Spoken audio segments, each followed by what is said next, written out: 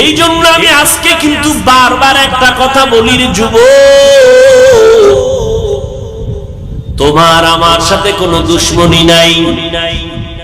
আমি এখানে আইসা তোমারে হুজুর বানাবার জন্য ঢাকা থেকে কষ্ট করে আসি নাই রে বাবা। তোমার আমি কথা বলি নাই, বলবো না তুমি তসবিহ পড়ো, পাগড়ি লাগাও, হুজুর হও, এই ভয় তোমার নাই বাবা। ঠান্ডা মাথায় কিছু কথা বুঝো। তুমি স্কুলে পড়ো, কলেজে পড়ো, চাকরি করো, বাধা নাই। তুমি একজন ডাক্তার হও, ইঞ্জিনিয়ার হও, তুমি একজন প্রফেসর হও, কোনো বাধা নাই। তবে আমার দাবি একটা, ডাক্তার হও, ইঞ্জিনিয়ার হও, প্রফেসর হও, তুমি ব্যবসায়ী হও, চাকরিজীবী হও, বেয়াদব হইও না। তোমার ব্যবহারে মা বাপ যেন কখনো কষ্ট না পায়, তোমার আচরণে যেন শিক্ষক কষ্ট না পায়, তোমার ব্যবহারে কোনো আলেম যেন কষ্ট না পায়, তোমার ব্যবহারে কোনো মুরব্বী যেন কষ্ট না পায়, তোমার ব্যবহারে যেন কখনো শিক্ষক, মুরব্বী এবং কোনো বন্ধু কষ্ট না পায়। খবরদার ও যুবক বাবারা, আমি সব জায়গায় ইদানিং কালে যুবকদের একটা কথার উপরে মজবুত করাই, ও যুবক বাবা, যদি বলো নিচে নাইমা পাও ধরলে মানবা, বলো আমি নিচে আইসা তোমার পায়ে ধরে বলবো। তোমার জীবনের সফলতার জন্য দোয়া লাগবে, দোয়া। এক নাম্বার, তোমার সফলতার মূল দোয়া করবে মা বাবার দোয়া, তোমার চূড়ান্ত সফলতার পুঁজি।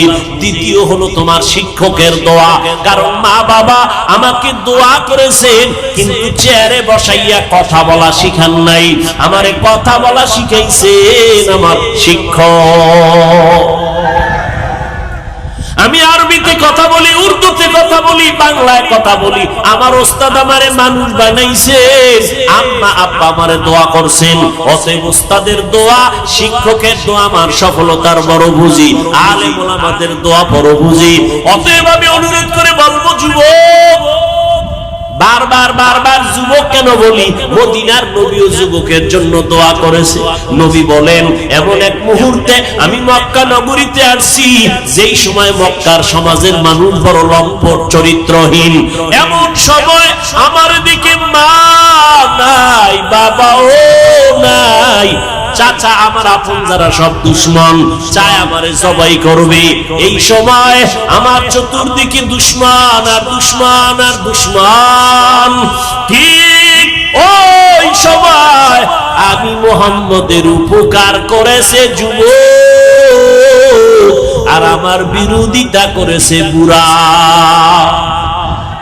আবু জাহিল নবীর দুশ্মন বুড়া, আবু লাহাব নবীর দুশ্মনী করে বুড়া, উতবা নবীর দুশ্মনী করে বুড়া, সায়েবা নবীর দুশ্মনী করে বুড়া, আর নবীর উপকার করে যুবকেরা। ও বদরগঞ্জের যুবক, তোমার 25 বছর 30 বছর বয়স, বলো তুমি নবীর 1500 বছর পরে আমার নবীর জীবনে কোন আদর্শের উপকার করছো নি? নিজে দাড়ি রাখতে পারো নাই, কিন্তু একজন দাড়িওয়ালারে সাহস দিয়ে বলছো নি, যুবক বাবা তুমি যে দাড়ি রাখছো ধন্যবাদ, দোয়া করি স্বামীও রাখবো। এমনটাও যদি করো আমার নবীর কলিজা ঠান্ডা হবে। আর যদি অবস্থাটা এমন হয় নিজে রাখো নাই, একজনে দাঁড়িয়ে রেখে আসছে, তুই আবার ধমক দিছো, বয়স কত, এত এত তাড়াতাড়ি বুজুর্গ হইলি কেন? আছে না নাই? রহমতের নবী দোয়া করেছেন যুবক, আমি মুহাম্মদের উপকার করেছে যুবক। কেমন যুবক? বলে আমার বিপদের সময় আমার হাতে হাত লাগাইয়া কালেমার পতাকা উড্ডীন করার জন্য 11 বছরের সন্তান এসে হাত লাগাইয়া দিল আমার চাচাতো ভাই হযরতে আলী। কি নাম? এতক্ষণ ছিল চাচাতো ভাই, কালেমা পড়ে আমার হাতে হাত লাগাইয়া এখন হলেন সে সাহাবী, কিছুদিন পরে হবেন জামাতা। ঠিক নি? কে সে? আলী। রহমতের নবী কলিজা পড়ে দোয়া করেছেন 11 বছরের এই সন্তান রহমতের নবীর হাতে হাত লাগাইছে, নবী কলিজা খুইলা দোয়া করছেন, আনা দারুল হিকমাহ ওয়া আলিউল বাবুহা, আমি হইলাম ইলম ও হিকমতের ঘর আর এই ইলম ও হিকমতের ঘরের দরওয়াজা আমার আলী। নবীর দোয়া, আলীরে মাওলা ইলমের ভান্ডার দিয়ে দিবেন।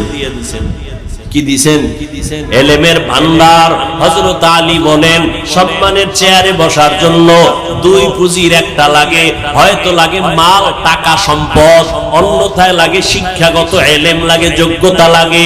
মানুষ টাকাওয়ালারে সম্মানের চেয়ার দেয়, অথবা শিক্ষিত মানুষ শিক্ষার কারণে, ইলমের কারণে চেয়ার দেয়। ও আল্লাহ, তুমি আমাদের সম্মানের মানদণ্ডে আমাদের টাকা দাও নাই, তুমি ইলম দিয়েছো, শুকর আদায় করি। নাকিসমাতাল জব্বার ফিনা লানা ইলমুন ওয়ালিল আ'দায়ে মালু ফাইন্নাল মা লা ইয়াফনি আন করিবিন ওয়া ইন্নাল ইলমা বাকিন লা ইয়াজালু। হযরত আলী খুশি হয়ে গেছেন। 11 বছর পুরানা, কেউ বলে 8 বছরেই নবীর কাছে গিয়া কালেমার রশি লাগায় ফেলছে। যুবক, নবীর উপকার আসছে। আর এক যুবক 27 বছর বয়স, কত তরবারি নিয়ে দৌড়ায় নবীরে জবাই করবে। 27 বছরের যুবক তরবারি নিয়ে যায় নবীকে জবাই করার জন্য, কাছে গিয়া তরবারি ফালায় কালেমার রশি লাগায় ফেলছে। নাম কি? যুবক, আমার নবীর উপকার করেছে রে বাবা। স্কুলে পড়ো, এর জন্যই বললাম ডাক্তার হও, ইঞ্জিনিয়ার হও, প্রফেসর হও, তবে বেয়াদব হইও না। মা বাবার দোয়া দেওয়ার চেষ্টা করিও যুবক। শিক্ষকের দোয়া নিও, উলামায়ে কেরামের দোয়া নিও, মুরব্বিদের দোয়া নিও। যদি একান্ত ভাবে দোয়া নিতে নাও পারো, আমার কলিজার দাবি বরদোয়া নিও না।